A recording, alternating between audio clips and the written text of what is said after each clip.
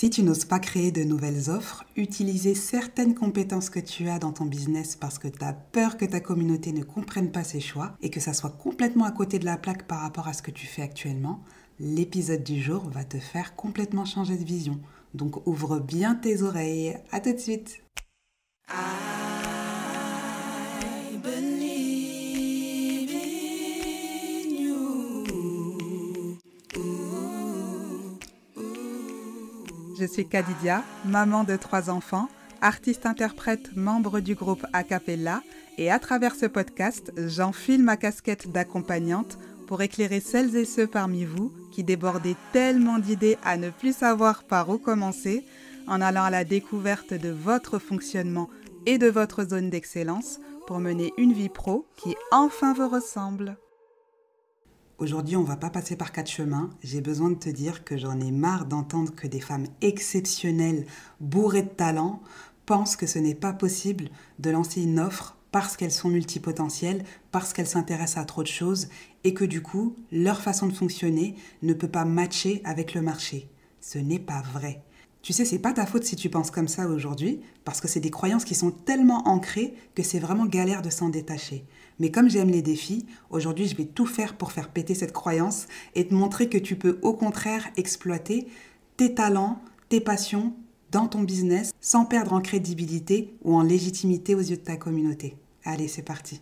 Déjà, je pense que c'est important de comprendre pourquoi tu t'empêches actuellement de faire certaines choses dans ton business alors que tu en as profondément envie. Souvent, c'est un peu un mélange de syndrome de l'imposteur, de manque de légitimité. Souvent, je remarque que les personnes qui me contactent, elles sont persuadées que si elles proposent des offres complètement différentes ou que si elles ajoutent tel ou tel élément, ça va être confus pour leur audience, que personne ne va rien comprendre. Si c'est ton cas, tu penses sûrement que tout le monde va croire que tu fais n'importe quoi, que tu n'es pas légitime pour parler de tel ou tel sujet, alors qu'avant tu parlais d'autre chose, que c'est brouillon ce que tu fais, tu as l'impression d'avoir plein de pièces de puzzle différentes mais qui ne s'emboîtent pas entre elles pour faire le puzzle entier, et du coup tu te prives d'aborder certains sujets, de sortir certaines offres qui pourraient pourtant te faire grave kiffer. Et ça, c'est parce que tu anticipes que ça va pas marcher ou que ça va te faire perdre en crédibilité. Tu penses que si tu intègres toutes tes facettes de toi dans ton business, ça va paraître dispersé, confus, pas cohérent, pas logique. Et du coup, tu as peur de tirer une balle dans le pied en fait. Et en même temps, tu es hyper frustré de pas pouvoir faire tout ce que tu as envie de faire. Parce que si tu es à ton compte, si tu es entrepreneur, c'est avant tout pour faire du business selon tes propres règles. On est d'accord ou pas? Donc déjà, je vais te rassurer tout de suite. T'as pas besoin de choisir. T'as pas besoin d'être ultra niché pour réussir. C'est pas par là que ça se passe. T'as le droit d'évoluer, d'arrêter certaines offres qui te font plus kiffer et surtout d'en créer de nouvelles en accord avec la version de toi d'aujourd'hui qui a par exemple fait de nouvelles formations, qui s'est découvert une nouvelle passion pour tel ou tel sujet. T'as le droit de changer de cap et d'explorer de nouvelles directions. Parce que spoiler alerte, ton business c'est le reflet de toi. Tu évolues forcément, tu apprends des choses, tu te transformes. Donc ton business doit pouvoir suivre. Et là, je vais te poser une question super importante. Pourquoi est-ce que tu as décidé de devenir entrepreneur à la base? Souvent, et surtout quand on est multipotentiel, on se lance dans l'entrepreneuriat parce qu'on veut être libre. Libre de créer, libre de suivre ses kiffs, libre de ne pas avoir un cadre trop strict qui nous enferme dans une seule chose, jour après jour. Mais ce qui est paradoxal, c'est que très vite, on se crée nous-mêmes une petite prison dorée. On pense qu'on doit absolument rentrer dans une case, qu'on doit se nicher tel que l'entend le marché pour plaire à une audience spécifique et qu'on n'a pas le droit de sortir de ce cadre une fois qu'il est établi. Donc en fait, la première chose à comprendre, c'est que tu as le droit de créer un business qui évolue avec toi. Ça, c'est très important. Et c'est même ce qui va le rendre plus authentique et plus aligné. Parce que si toi, tu te forces à rester dans une case qui ne te correspond plus, ton audience va le ressentir. Et tu sais pourquoi? Parce qu'il n'y a rien de plus attractif qu'une personne qui est passionnée par ce qu'elle fait. Et inversement, tu vas faire fuir si on ressent que ce que tu fais, ça te fait plus kiffer. Et que tu le fais juste parce que tu penses que tu dois le faire.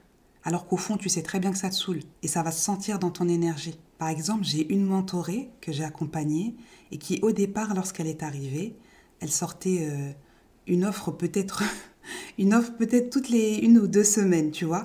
Et en fait, en ça, c'est pas que c'est problématique, parce que si tu kiffes et que tu fais comme ça c'est magnifique. Mais par contre, son souci à elle, c'est qu'elle se sentait elle-même perdue dans son business.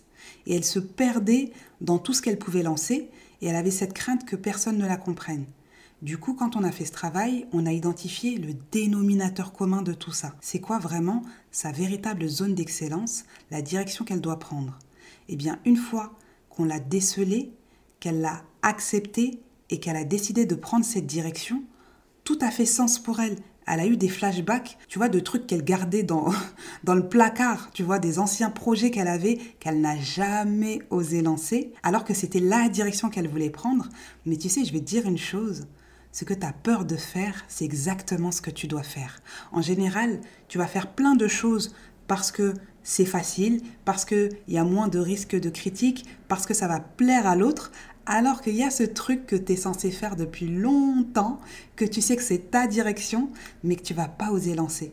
C'est ça que je veux t'expliquer à travers cet exemple-là. Ce que je veux dire par là, c'est qu'il y a toujours moyen d'intégrer tes différentes passions, tes talents de façon cohérente. Le secret, c'est d'identifier le fil conducteur qui relie toutes ces facettes de toi pour que ça forme un tout logique. Par exemple, si tu as une passion pour le bien-être et en même temps que tu kiffes le marketing digital, tu peux totalement trouver une façon d'unir ces deux mondes pour une offre unique. D'ailleurs, c'est justement cette unicité qui va te permettre de te démarquer sur ton marché. Et ce fil conducteur, c'est ta zone d'excellence. Et ouais, tu sais, cette fameuse zone d'excellence dont je te parle tout le temps, et ce qui est magique, c'est que quand tu la connais, c'est que tout d'un coup, tout devient plus clair, tout est plus logique, et mes clientes me le disent tout le temps. Ah, mais c'est pour ça que je fais ça et ça et ça en même temps. Tout est logiquement orchestré, c'est juste que tu n'es pas encore au courant. En fait, ce que tu proposes, personne ne pourra le proposer de la même manière que toi parce que c'est la combinaison unique de tes passions, tes compétences, d'expérience qui va faire toute la différence. C'est ce qui va te rendre crédible parce que tu seras dans ton élément, dans ton flow. Et ça, crois-moi, ton audience va le ressentir.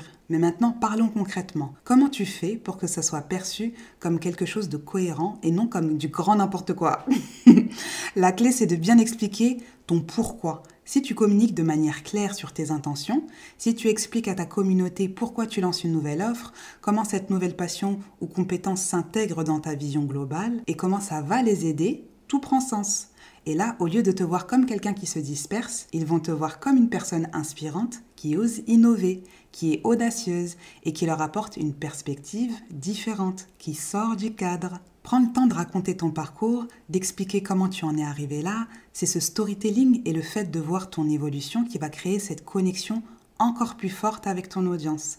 Parce qu'au fond, les gens s'attachent à toi et à ton histoire, pas juste par rapport à ce que tu vends. Ils veulent suivre quelqu'un qui les inspire par son authenticité, quelqu'un qui lorsqu'on le voit, tu sens qu'il est aligné. Donc avant de te laisser, je vais te laisser méditer sur quelques questions que j'ai pour toi. Première question, quelle est cette passion ou cette compétence que tu as mis de côté jusqu'à maintenant parce que tu pensais qu'elle n'avait pas sa place dans ton business? Et surtout, comment tu pourrais l'intégrer pour non seulement te faire kiffer, mais aussi apporter encore plus de valeur à ton audience. Parce que je t'assure que quand tu es aligné avec toi-même, tu attires des gens qui sont eux aussi alignés avec ce que tu proposes. Tu n'as plus besoin de convaincre, tu attires naturellement à toi les gens qui sont alignés avec ce que tu vibres. Bon, du coup, ça fait 2 questions en une, mais t'as capté. Et j'en ai encore 2 qui sont super puissantes. Si aujourd'hui, il n'y avait aucune règle business, si tu étais certaine de faire, 10 cas par mois avec ton offre ou en tout cas le chiffre d'affaires que tu as envie de faire, quelle offre est-ce que tu créerais? Pense à des personnes que tu admires et qui font plein de trucs en même temps, par exemple, entrepreneurs, auteurs, conférenciers, coachs. Est-ce que pour toi, ces personnes ne sont pas crédibles, même si elles font plein de trucs différents? Franchement, pose-toi la question. Je suis certaine que la réponse, c'est non. Donc toi aussi, tu peux avoir l'air crédible, légitime, tout en kiffant ton business et tes passions. Aujourd'hui, ce que j'aimerais que tu retiennes, c'est que tu n'as pas à choisir entre tes passions, tes talents, tes facettes de personnalité. Tu peux tout exploiter à ta manière, tant que tu restes connecté à ta vision globale, à ce que tu es, à ta zone d'excellence et à ce que tu veux vraiment apporter à ton audience. Les cases, les niches, etc., c'est pour les autres. Toi, tu peux prendre des raccourcis et être au cœur de ce qui te représente vraiment. Tu peux péter le score, donc va à fond dans ton potentiel. Allez, je te laisse méditer là-dessus parce qu'il y avait beaucoup d'informations aujourd'hui. Et surtout, passer à l'action. Bah oui, sinon c'est pas drôle. Parce que ce qui compte, c'est pas juste d'écouter ce podcast, mais vraiment de commencer à intégrer ce que tu as appris dans ton business dès aujourd'hui.